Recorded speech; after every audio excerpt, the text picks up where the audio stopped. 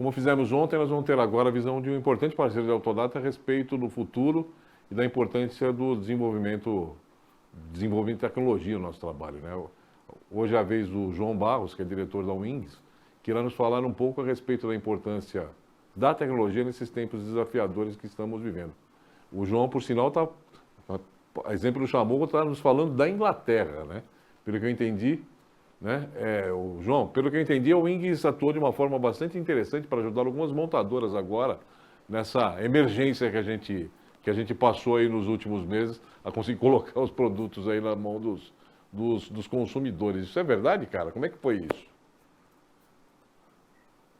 Pois é, Márcio. Primeiro, obrigado pelo espaço. É um prazer estar aqui com vocês, participando de um evento tão importante, tão relevante para a indústria.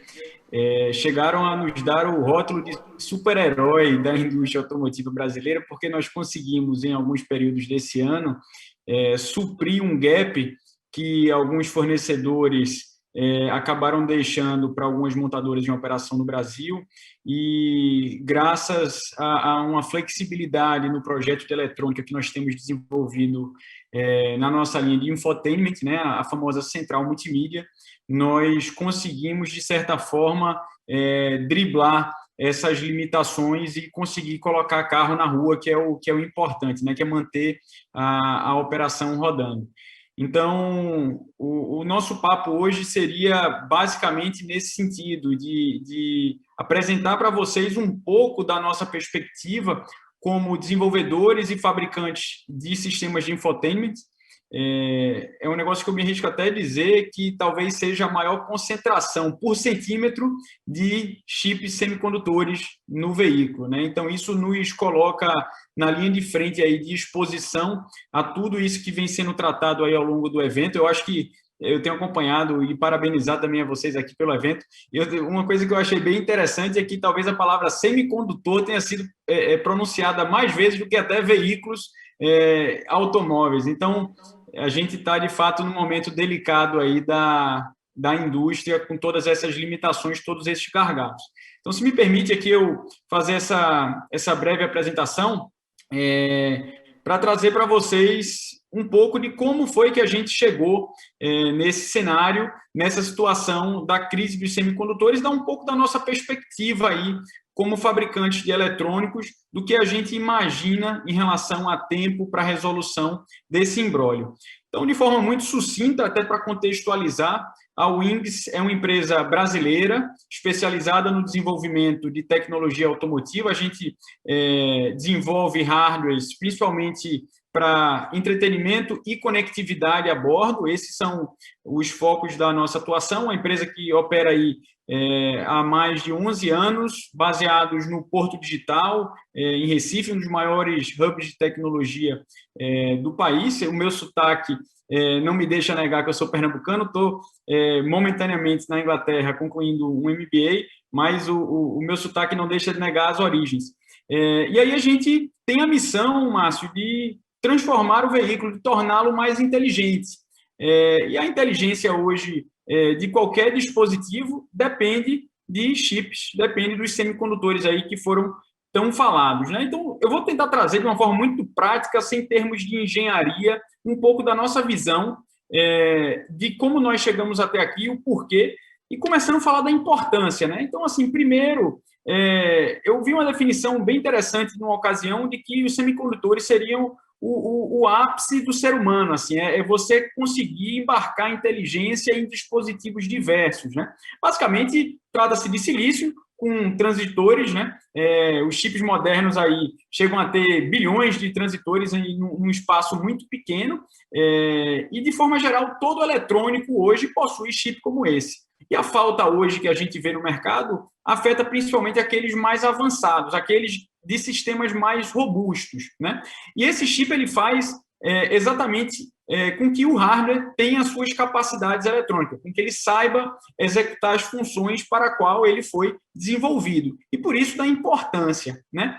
E assim, o que é exatamente o centro dessa crise? É agora, foi Covid, não foi? E eu vou trazer aqui um ponto, primeiro, que é uma lei básica da economia, né? Vamos falar aqui de oferta e demanda. A gente vê um produto que teve 1.800% de crescimento nos últimos 30 anos, no ano a ano, nos últimos 20, uma taxa média de demanda crescendo a 7,5% e nos últimos 2 anos, 14%, fruto do desenvolvimento tecnológico que é embarcado em inúmeras indústrias, não só na indústria automotiva. Então, primeira coisa é isso aí. Isso é a base da crise que a gente está vivendo, tá? Oferta e demanda. Como fabricantes de eletrônicos, a gente já sente um impacto no custo dos semicondutores, dos chips, principalmente aqueles mais complexos, aqueles que executam funções diferenciadas, como a integração, a leitura do sistema de rede CAN do veículo. A gente já viu um gargalo de fabricação desde 2018. Então, não é nada de agora, essas limitações, esse aumento de preços. Isso já é algo que vem de um tempo. E a base do que a gente vive hoje está aqui. E, obviamente, você teve Covid no meio do caminho aí, que serviu para romper toda a estrutura existente no mercado, né? Agravou a situação, desmantelou toda a situação, mas a base, o grande pilar está aqui. E é isso aqui, complementando ao que foi agora recentemente falado pelos últimos convidados, isso não é algo que você consegue modificar, reestruturar do dia para a noite. A gente está falando de uma cadeia extremamente complexa. Eu já vi muito lugar falando uma questão de recursos naturais, o que não é o caso. Tá? Os semicondutores utilizam-se basicamente de germânio e silício. E o silício é o segundo elemento mais abundante na Terra. Então, não é muito uma questão de recurso natural. Um outro ponto que eu sempre ouvi falar muito durante essa crise é de que havia um direcionamento de chips de semicondutores para outras indústrias. Acho que é uma abordagem também imprecisa, tá? Não acho que seja essa a realidade para definir a crise e a limitação que a gente tem enfrentado. A gente viu agora há pouco, por exemplo, a Apple anunciando um corte de mais de 10% na projeção de fabricação do seu smartphone, do iPhone, agora em 2021. A Samsung também afetada com seus itens de entretenimento. Então, assim, não é que houve um direcionamento e só isso também foi responsável por quebrar essa indústria, né? Então, é basicamente uma questão de demanda elevada, de demanda crescente, de uma resposta lenta para abastecer uma indústria. E quando eu falo uma resposta lenta, é porque a gente está falando de uma indústria extremamente complexa, com gargalos que impedem uma mudança brusca quando se tem esse crescimento. A TSMC, talvez aí a empresa mais importante do mundo que nós menos ouvimos falar. Já foi falado aí algumas vezes ao longo desses 2 dias de evento, o quão representativa é a empresa para o setor automotivo, né? Você tem mais de 70% dos chips que abastecem a indústria automotiva fabricada pela gigante taiwanesa. Então, é uma questão de dependência de uma superconcentração. Você tem outros poucos players nesse mercado.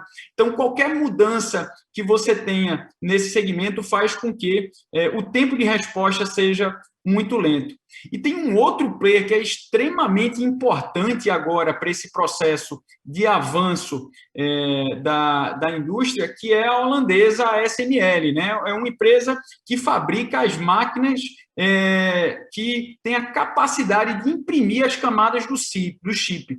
Litografia que chama, mas de uma forma muito simples, é como se ele fizesse a impressão do circuito que está embarcado ali no chip, e é uma única empresa que atua nesse segmento. Então, você tem um gargalo gigante para essas plantas que buscam expansão e não conseguem devido à limitação de fornecedor, que faz com que o processo de expansão da indústria ele seja extremamente lento e não consiga atender às necessidades que nós vivemos agora. E aí a gente projeta que de ponta a ponta, normalmente, um chip vai levar 6 meses de entrar num fab, que é a fábrica que fabrica os semicondutores, até chegar no componente eletrônico que vai utilizar da inteligência dele. Então, isso faz com que o tempo de resposta continue realmente prejudicado. E no final das contas, uma questão geopolítica também, né? É um componente que você vê afetando indústria bélica, indústria de inteligência, que nenhum governo quer ficar para trás. É bem verdade que a gente está falando muito aqui, e eu não venho aqui para fazer nenhum tipo de previsão catastrófica, de que a indústria vai demorar para se recuperar muito ou que vai ser totalmente afetada durante anos. Não, não é bem isso. Mas é uma questão que, de fato, ela tem uma série de peculiaridades que faz com que isso venha a passar por um turbilhão nesse processo que a gente enxerga hoje. Mas aí, o que a gente vê como perspectivas, né? Para ser muito prático, o que a gente enxerga estando na linha de frente com manufatura de eletrônico e sendo um dos principais consumidores desse tipo de componentes, o que a gente enxerga hoje no mercado, interagindo com fornecedores, com parceiros que estão conosco no processo de produção? Primeiro é que a indústria automotiva ela vai se ajustando da forma que for possível. Tá? Esse é um primeiro ponto. A gente vê montadoras adotando estratégia como retirada da funcionalidade de ponto cego, retirada do ajuste elétrico do assento do motorista, retirada de clusters digitais. São estratégias que assim, o mercado obviamente sente, o consumidor ele espera esse avanço tecnológico cada vez mais adotado nos veículos, mas, por outro lado, o momento agora não é propício, infelizmente. A gente, até trazendo aqui casos práticos, a gente tem conversado, tem trabalhado em alguns outros projetos para atender a indústria nacional com sistemas de infotainment, e a primeira coisa que a gente escuta é: mas o projeto que nós temos, ele demanda a funcionalidade X, Y, Z.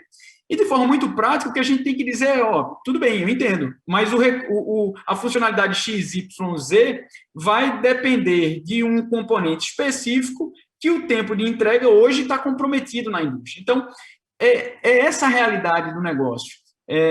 A gente vai ter que se ajustar para oferecer o que é possível ser oferecido naquele momento, dado as limitações. Mas a gente entende que o fornecimento ele vai ser retomado, tá? A gente já vê uma certa retomada em alguns tipos de componentes que são relevantes.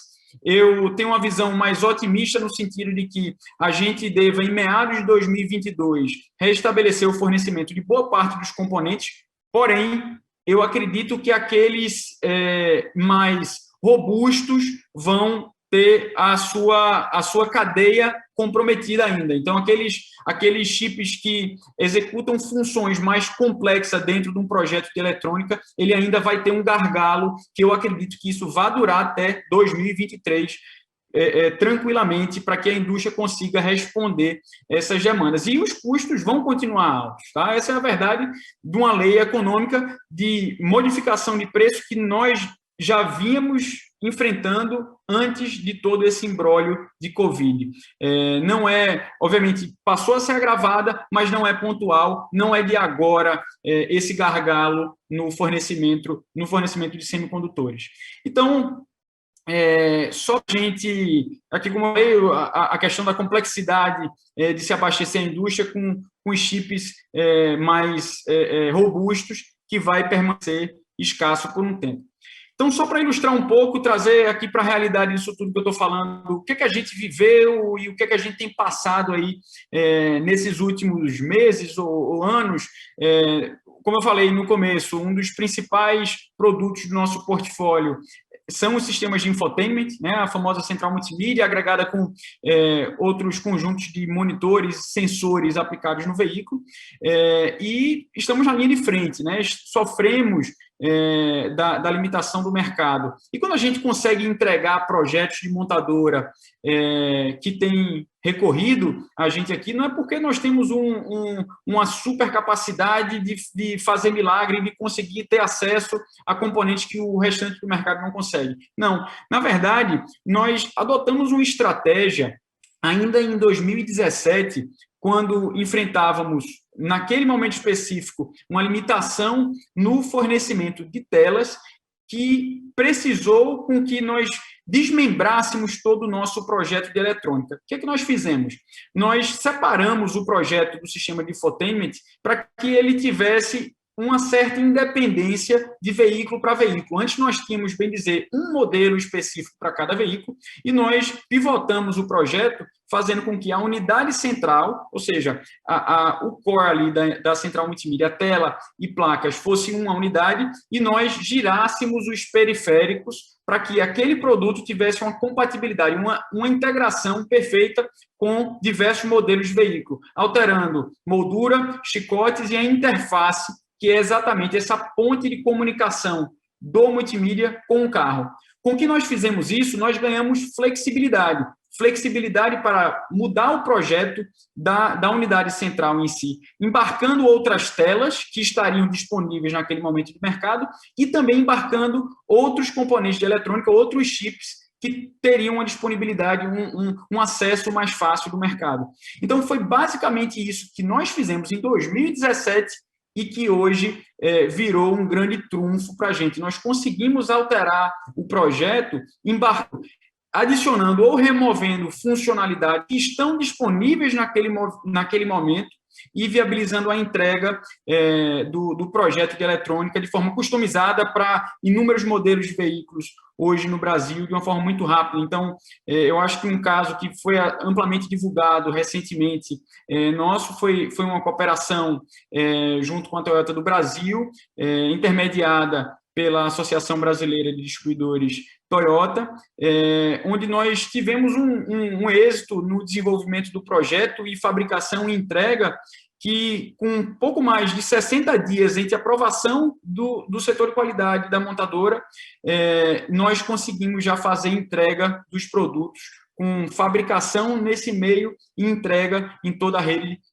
de concessionárias Toyota. Então, graças a um projeto de eletrônica desenvolvido lá atrás, com a flexibilidade que nos permite adequar o nosso produto à realidade do momento. Então, eu queria trazer mais ou menos essa visão hoje aqui nossa em relação ao mercado, agregar um pouco em relação às perspectivas que foram compartilhadas por todos que passaram por aqui esses dias, e encarar aí com bastante otimismo essa próxima fase aí de retomada de fabricação dos componentes de eletrônica que a gente vê com bons olhos aí para que até 2023 a gente consiga estar num patamar mais tranquilo. Uau, você deu uma aula aí para a gente, hein? Me diz uma coisa, você está aí na Inglaterra, eu sei que você está fazendo um curso, você está estudando aí na Inglaterra, você está estudando o quê? Eletrônica? O que você está estudando aí na Inglaterra?